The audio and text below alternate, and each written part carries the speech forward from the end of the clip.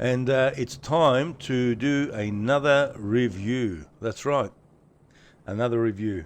It's been a while since I've done an updated review or an opinion on the CFMOTO 700MT. And, I've had so many questions since posting some of my first videos up, which actually some of my videos annoyed some people because I had music in the background and, they didn't hear the full story. So, anyway, I've remedied that, and I won't go into that any further, but I'm going to tell you a little bit about where I'm at with the bike now so far, and how it's going. What have I done? Have I made any modifications? Have I done anything? Have I been happy, unhappy? All those sort of things. But before I even start that, a big shout out to all the people who made comments and given me feedback and put some questions on the comments. That's been really, it's been good. It's actually been good. Some interesting questions. But let me start by saying that the bike it's a very good bike. You won't be disappointed. If once you get past the fact that it's Chinese and get over yourself, you'll quickly discover it's no different to any other bike. In fact, value for money, I think it's a great bike. Now, it's not a super fast bike. It's got good power delivery, not too fast, not too slow. It just does everything well. It all depends what sort of bikes you're used to, but for me, it's not a powerful bike. It's just right. Just in my age, it's just right. Now, I'm not going to talk about all the specifications. You can find them on CFMOTO website in your country. In Australia, it's cfmoto.com.au. The specs for the bike are all on there. The tyre size, the power, pretty much everything's on there. The torque and the horsepower and all the rest, the seat height, dimensions, everything's on there. So I'm not going to touch on that. Now, what I'm going to say is just pretty much what I've been through is what I've done lately with the bike is I've been on a couple of good long rides and a few overnighters and put the bike through some interesting roads. Now, the roads that you're looking at now they are bumpy and that. They do get worse as we go along, but I've gone over some pretty, shitty roads. And I've had to really work with the back suspension. It's a bit of a love-hate relationship with the back suspension, maybe because I'm a bit heavier than most people. Like I said, I'm in 120 kilos. Now, most people are all around the, 80 kilos to 100 kilos, most men. And, I really had a bit of trouble with the back suspension. And I find it a little bit hard to adjust the spring and all that because of the panels. You've got to pull them out and all the rest of it.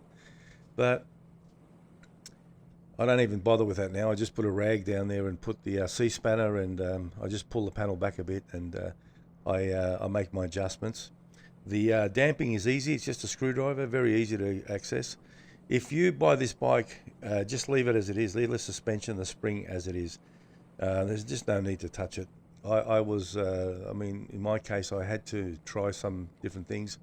What I did when I first got it, I just softened the spring up so I can lower the seat a bit. But, when you sat on it, it did lower it. But when you went over bumpy roads, the back suspension would bottom out because it's only a 45 mil travel at the back.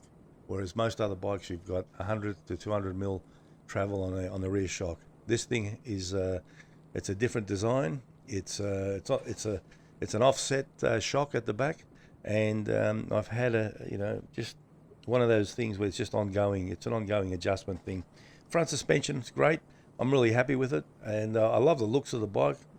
That was the first thing that pretty much sold me on the bike. Once I saw it, I just thought, wow, this thing looks really cool. I should say really hot, really, because it's got this space age design in the front and the scalloped panels and that. They look really good. And once I got it, then I had all the other little nigglies I had to sort out, like the pegs. I've done videos on that already. I adjusted the pegs because I didn't like the big fat bricks that they came with. That was a bit of a pain for me. I just couldn't maneuver my leg properly, so I got rid of them. And I've done a video on that, so you can check that out on my channel. But look, you can see even here as I'm riding, it just rolls into corners really well. The tyres that come with it, funny enough, I never heard of this brand before, but the CSTs, probably Chinese super tires. Who knows what the CST stands for? If you notice on a lot of Chinese manufactured motorcycles, there's always a C. C this, C that, like CFMOTO, CST tires. So it must be something to do with the mother country. But apart from that, the tires are working really well.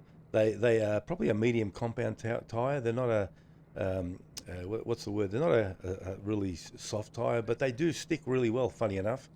Now I've had no issues in good weather. They really work well. I mean, in wet weather, of course, I'm a bit scared to push them too hard. But most of my riding's touring anyway, so I don't really need anything too soft. So long as they hang on, I'm happy. And for the leaning into corners and all that, it just hasn't missed anything. It hasn't caused me any grief. But since owning the bike, I've really learnt what works best for the suspension and what works best for tire pressures. Now, when I took the bike to the mechanics, they did the first service and they pumped up the tires. I think 38 at the back and about 36 at the front. And I took it for a ride on the same road, and it just jarred the crap out of me. It was so hard. So I backed off the tire pressure to about 32 at the front and 36 at the back, and that seems to work pretty good for me.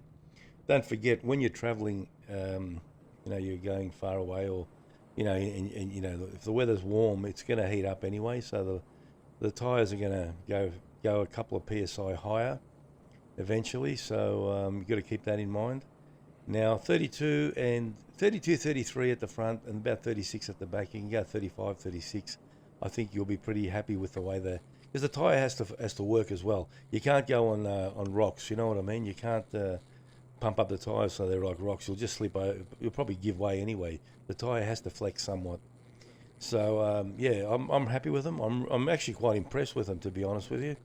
For these up and coming Chinese brands. They're actually quite surprising. So you can see on some of the roads and that I'm riding on.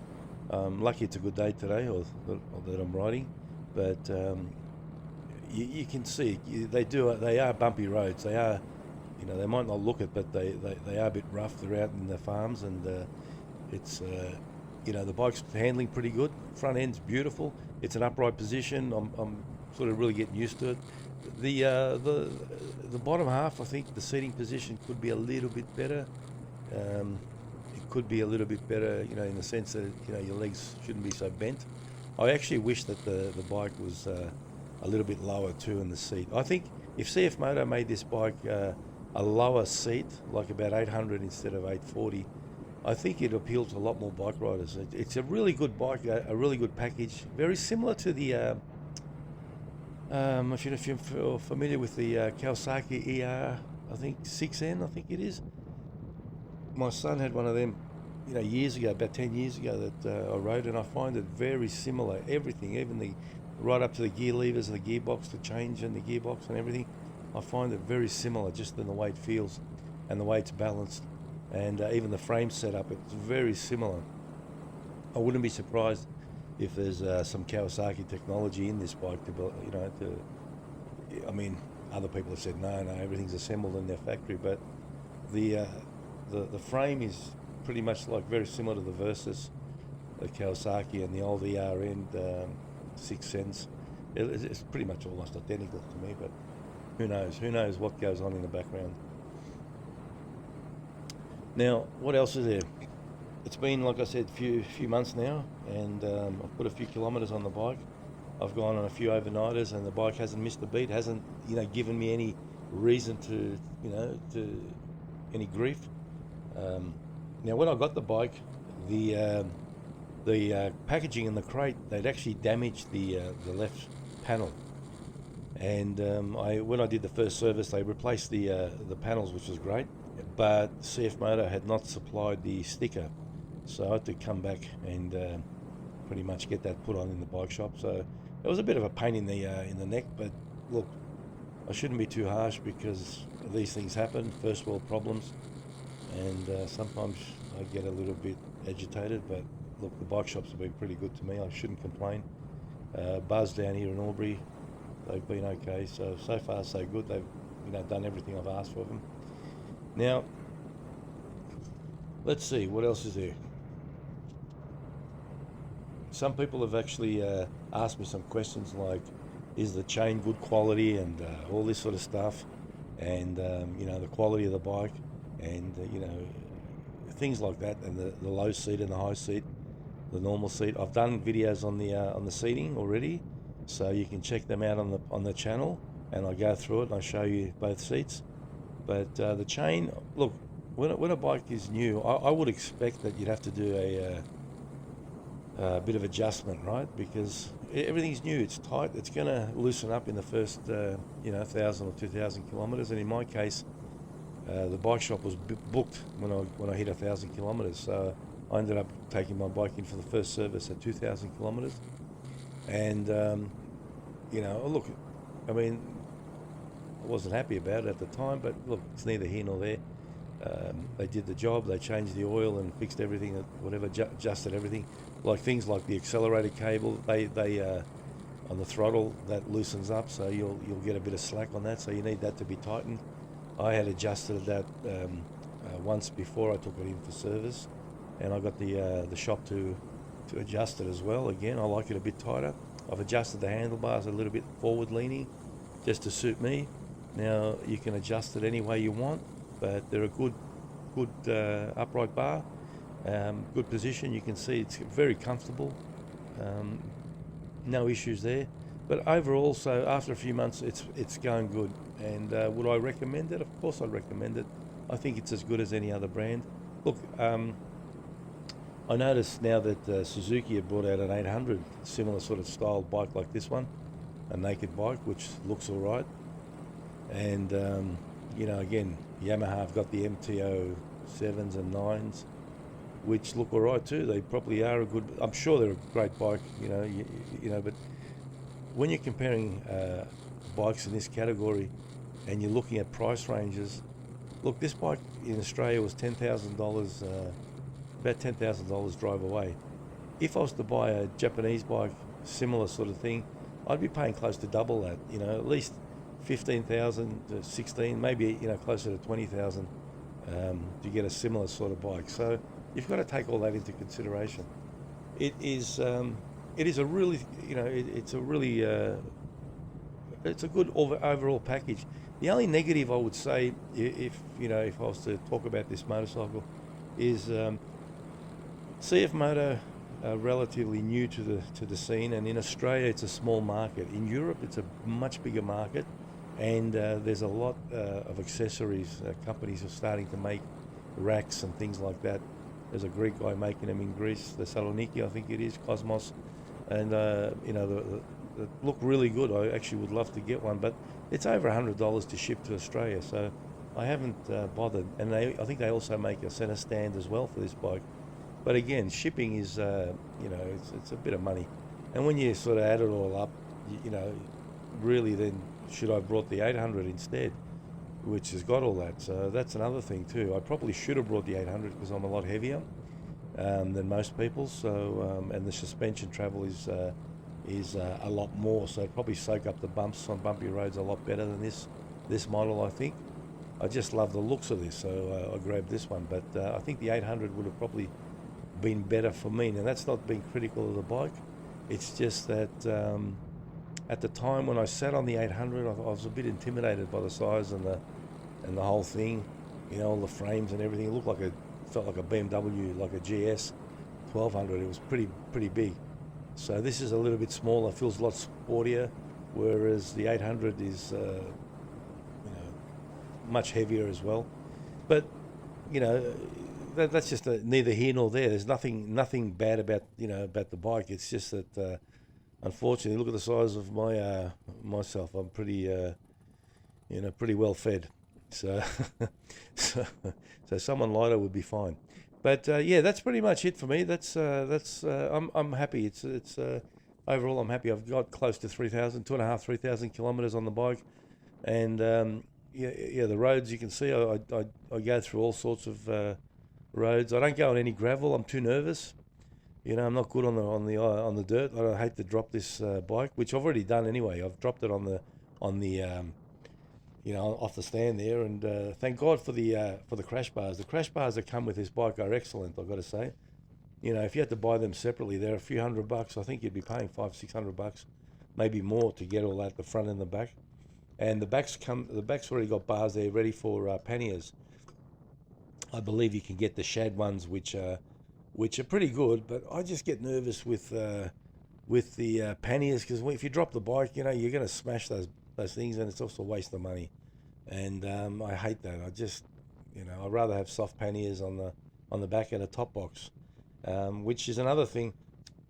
I'm waiting to see where I can get a rack from. I ended up getting a small plate rack from Alibaba, because I was waiting for the CFMOTO one to, you know, I had one on order, but it's 3 months now, and they still haven't, you know, they've got no idea when they're going to come to Australia. So that's the other negative. Being in Australia, this model, you know, there's just, you've just got to work things out yourself, and that's one thing I don't like about it. Whereas if you had another brand like a Suzuki, Honda, or Yamaha, you know, even a KTM, I think you would have had more options for luggage, or a BMW. But again, you know, you got to weigh it all up. It's a lot more expensive. So you know, I can't complain too much. I've been okay so far. Now I've brought a rack. It's just a plate that you can strap a bag on. That I think I'll do a separate video on that when I get round to it. But it looks okay, and it was pretty cheap. I think it was about $40, $45 Australian, which is pretty good value. So we'll see how that goes. But anyway, that's I think I've spoken enough. If you've got any questions, you know, look, put them on the comments, and I'll try and answer it. But you can see here the cockpits, or the you know, everything's great. The screen, look, even in a sunny day, it's pretty well lit up. Oh, that's right. I had a bit of trouble with the cowl, the shade that goes over the screen. I think it's a common problem. They vibrate and make all sorts of noises. Now, it's not a big problem, but when you're recording with a camera, or, you know, you're driving, you know, it just drives you crazy. It's just annoying more than anything. So if CFMOTO's listening, and you want some feedback, please message me, and I will gladly help you, because I think you're onto a good thing here, but it just needs a few little minor things to be sorted, and just minor things. There's nothing wrong mechanically with the bike. I shouldn't give you any impressions like that. It's mechanically, it's fine. It's you know, you got the thermo fans come on. That's another thing. They come on all the time. If the bike's not moving around town, they're always running, so that's a bit of a nuisance. But apart from that, yeah, I'm happy. No issues, no dramas at all. So yeah, thanks for watching, guys. God bless, and hopefully we'll see you on the next video.